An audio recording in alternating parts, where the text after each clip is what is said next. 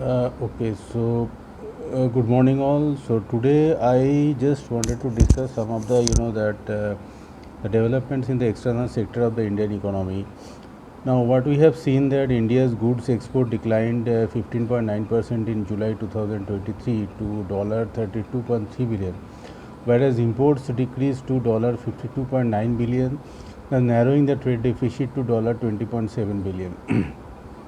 Now, in the goods segment, what we have seen, 18 out of 30 top export products have experienced a decline, with petroleum products have seen the topmost decline by 43.7% to $4.6 billion in July 23 from $8.3 billion in the corresponding period of the last year. Now, also we have seen that recently the government has cut this LPG. So there is a almost rupees 18.5 thousand crore relief to the buyers that we have seen. Anyways, that is a different thing now. Coming to these external sectors, we have seen regarding imports, 16 of the top 30 items have seen a decline in the case of silver, but the value of shipments dropped 97% to $30 million in July 23. Now, the surge in import of oil and fertilizers from Russia has helped the country to become the second largest source of imports after China. So, we have seen that China and US as the dominant import sources from the India. But as we have seen now, India has adopted the China is actually the China plus one, that is so-called buzzword nowadays. Now, what is the China plus one means basically to subside China as a major export import sources and to trying and diversifying and building relationships with the other countries. So but India is trying that, but still we have seen that recently there is a slowdown in the Chinese economy, and so there are a lot of issues are coming up, but still China is a dominant kind of sources of supply of many manufactured products and in pharmaceutical segments. So barring China, there is a lot of issues, and we have actually seen these kind of difficulties during and after the COVID time as well. But anyways, I mean, so right now what the India is basically is being seen as a blue-eyed boy in many emerging markets, as well as we have seen in the crisis in the developed economies.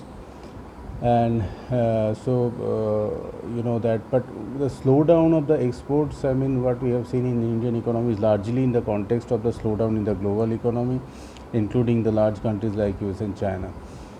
So coming to the external sector specifically, what we have seen that also as highlighted by the RBI August bulletin, that trade restraints on rice exports in September, that's included prohibition of exports of broken rice and a 20% cess on exports of all other rice varieties except parboiled and basmati rice.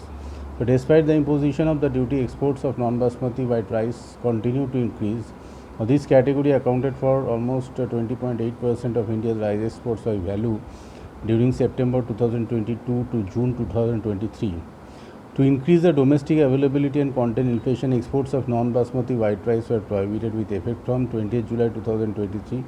Globally, prices of these varieties surged after the export ban. India remained the world's largest rice exporter, with its share in global exports increasing from 35.7% in 2021 to 36.8% in 2022. China and Russia are major sources of trade deficit in 2023-24. What we have seen, because we have actually largely we have to import from oil from Russia, which actually provided in lot of discounts. Now, in the electronics segment, India has announced licensing requirement for import of laptops, tablets, all-in-one personal computers and ultra-small computers and subs with effect from 1st November 2023. The restricted items constitute around 10% of India's electronic imports. As India has high import dependence for many of the critical and strategic minerals like lithium, rare earth elements, vanadium, etc., has started to explore how to reduce such imports.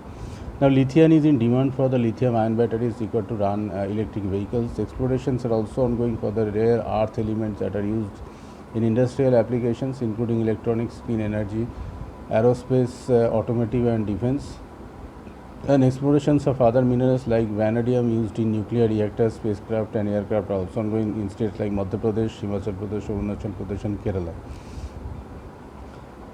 We have seen one positive is that the crude oil prices have shown some softer trends, and the global oil prices eased due to the fears that US rates could stay higher for longer time, coupled with China's slowdown.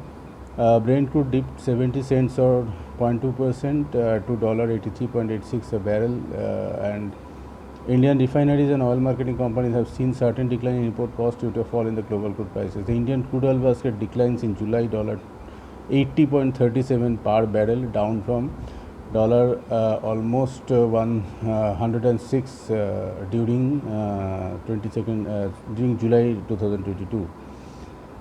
So we will be discussing the trend of the foreign direct investments in a separate video. Thank you for watching. Thanks.